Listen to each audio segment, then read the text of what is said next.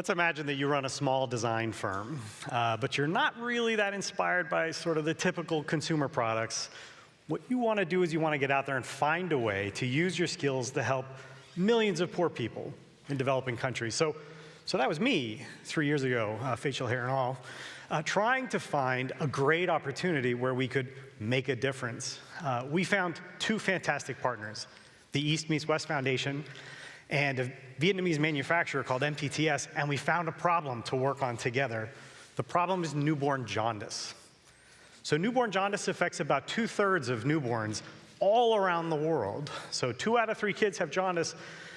Without treatment, jaundice becomes a problem. So it can cause hearing loss, long-term disability, it can even cause death. So the treatment for jaundice is relatively straightforward. What you need to do is shine much like these high-intensity blue lights on a newborn's skin, and it looks like this. So how is this a problem? The device exists, and why is this a design problem? This is a design problem because of the way that it's used. It's a problem of execution. There's nothing about a standard overhead phototherapy system that tells you, hey, by the way, don't put 10 kids under it. Let's go sort of one at a time. The issue here is that, well, one, if one of these kids is infectious, it's like the gift that keeps giving. They're all going to get it. So that's not great. The other problem is more subtle. It turns out that this device is designed to highlight a single newborn. When you put many kids under them, you're sort of moving them out of the brightest part of the light. Your eye says that they're receiving phototherapy. If you have a light meter, you realize, wow, these kids on the edge aren't actually getting treated at all. So the big insight for us is, well, maybe we can make a phototherapy device. As designers, we're basically designing a better light. I mean, this isn't rocket science. Maybe our better light is going to be designed such that it's obvious how to use it, or it's hard to use wrong. We're going to have a bed that only fits one kid. Well, okay, you can put in more than one kid, but now you're kind of stacking them, and it's awkward. And we're going to put lights above and below the newborn.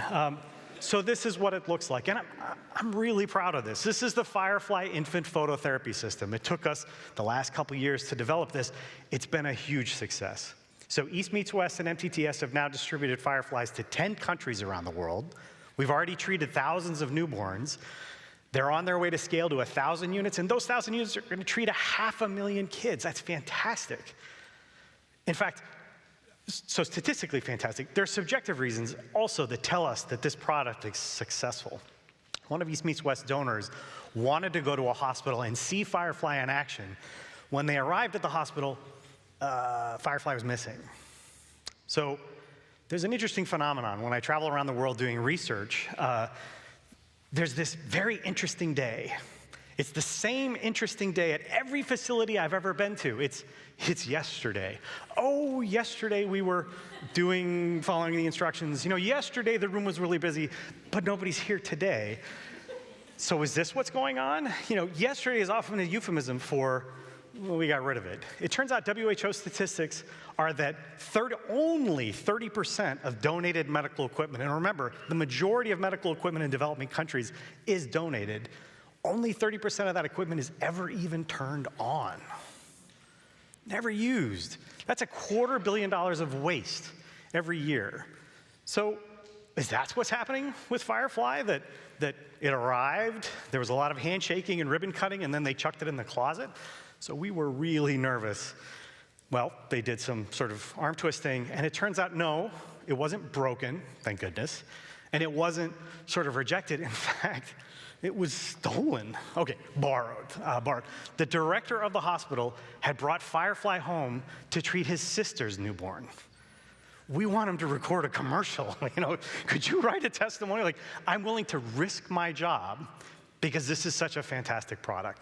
So to us, that felt like a fantastic success. And they brought it back. It's back in the hospital, treating more kids. Everything worked out great. So it's fantastic. But then something else happened that was quite distressing. People started asking me this question again and again. Hey, what's next? And now I'm the deer in the headlights. Like, what's next? Well, I'm going to talk about Firefly some more. I realized, like, what is next? What are we going to do next? You know, like, what if we're the Macarena of design? You know, there's our one hit, and then we're just going to go underwater, and I'll be in a bar like, oh, Firefly. So So it turns out that there are a lot of founders who can tell you the story of 0 to 1. I had an amazing idea, and now it's a real thing. Well, it turns out that we want to tell the story of 1 to many. How do you do that? They call it the sophomore slump. You know, you've had a great first album, the second album wasn't so great. So we wanted to find great big problems where great design could make all the difference. We were really disciplined and deliberate about how we went about developing Firefly. Maybe we could be just as deliberate about finding the next thing. This is what deliberate looks like. So for us, it was deciding that, well, there's really 3 things that we need to worry about. First of all, what are we good at as a small design firm? Basically, can we make X, whatever X is, a solution for a problem? And the idea is that as a small design firm, it turns out that there's a sort of the smallest number of things you can cost effectively manufacture using outsourced production is about 1,000 things. So the first question is, can we as a small design firm make 1,000 things? Like, do we have that ability? Then demand. Now here's the heartbreaking fact, needs don't equal markets.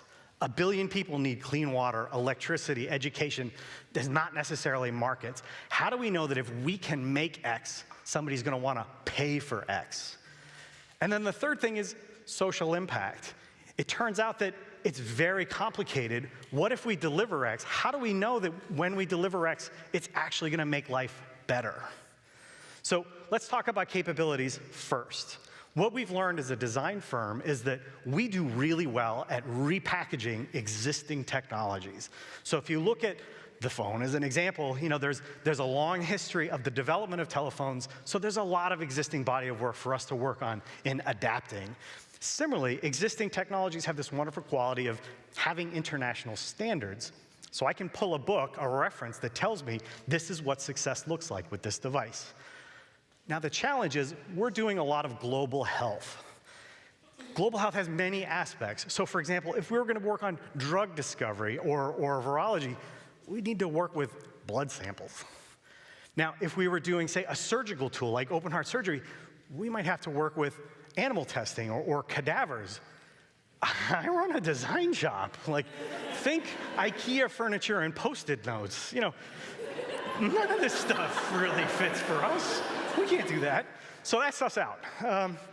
Really, what are we good at? We're good at going into new fields and learning a whole lot really quickly, doing what's called human factors research. So let's find places where that's really helpful. Similarly, rapid prototyping, desktop manufacture, there's a revolution happening all around us where it's getting easier and cheaper to turn an idea, a crummy cardboard version of something, to make an engineering version of it and to produce it. So really, those are our capabilities. Let's stick with those. In terms of demand, what is the demand? Well, it turns out that there's international agreement about what the priorities ought to be. There's something called the Millennium Development Goals. There's only less than 500 days left, but 120 governments got together and said, this is what matters. And now there's a huge rush to meet these targets before they expire in 2015. People are spending money on them. Let's focus there. In terms of social impact, this gets tricky. You know, the worst thing that I can imagine is we develop a diagnostic tool, deliver it, and the best that it does is, sir, you thought you were sick, now I can tell you you're gonna die. You're definitely gonna die. You know, so we need to find something like, I don't wanna be in the business of delivering sort of half a lifeboat to people. I'm sorry, somebody else is gonna come and finish the job, I'm sure, bye, bye. So what we wanna do is find opportunities to take sick people and help them bring them to be healthy people, not slightly less sick people. These are the opportunities that we want to spend our lives on. So I'm going to give you 2 examples of how we applied this criteria to projects. Newborn encephalopathy. So this is a treatment for kids. Encephalopathy is a condition that happens when you've been hypoxic, sort of low on oxygen. It causes brain swelling, a whole cascade of body problems. The literature is, there's an experimental therapy where you cool the brain, lower the metabolism, and it reduces the harm. There's only one FDA-approved device for doing cooling for newborn encephalopathy. There is an agreement in the literature about whether or not it's effective. That's a science problem. That's not a design problem. We can't get involved with this. This is going to be too difficult. However, pulse oximetry is a great opportunity. Why? What makes this a different and such a fantastic opportunity? So pulse oximetry works to measure the amount of oxygen absorbed in your blood using light, shining it through a part of your body. It turns out that this is the best way to diagnose pneumonia. You may not know this, but pneumonia actually kills more children under 5 than AIDS, TB, and HIV combined. Pneumonia is a problem of diagnosis. We have antibiotics. It's difficult to diagnose pneumonia, particularly in areas where it overlaps with malaria. So pulse ox is the best way to diagnose this. So what's the issue? It exists for newborns. Well, first of all, it's expensive, but the device being expensive isn't the big problem. It's the sensors. The sensors cost $35 a piece, and they're designed to be disposable. So after you take a measurement on a newborn, you throw it away, get another sensor. Here in the United States, no big deal. But if I go to a hospital overseas and I say, oh, by the way, you're going to run $35,000 in sensors here, whoops, they're not going to use it. So the thing is, it's a mature technology. The patents expired in the 90s. You could, today, when you go home with an Arduino, make your own pulse ox. It's that simple. So we saw this as a great opportunity for us to package to make a washable, reusable newborn pulse oximeter. These are pictures from a couple weeks ago when we were in Haiti with Partners in Health in St. Boniface Hospital testing some early stage concepts for this. So this framework, it turns out, even though we're very, very specific about the kinds of problems that we want to work on, there are dozens of problems that fit even this very restrictive criteria. So for example, rapid diagnostic tests. It turns out that they're hard to read, hard to use. CPAPs, it's a respiratory therapy device for newborns. Infant warmers, there's countless technologies, far too many for us, a small design firm. So what I'm here to say today is, do you like design? Do you like making the world a better place? What are you waiting for? Thank you very much.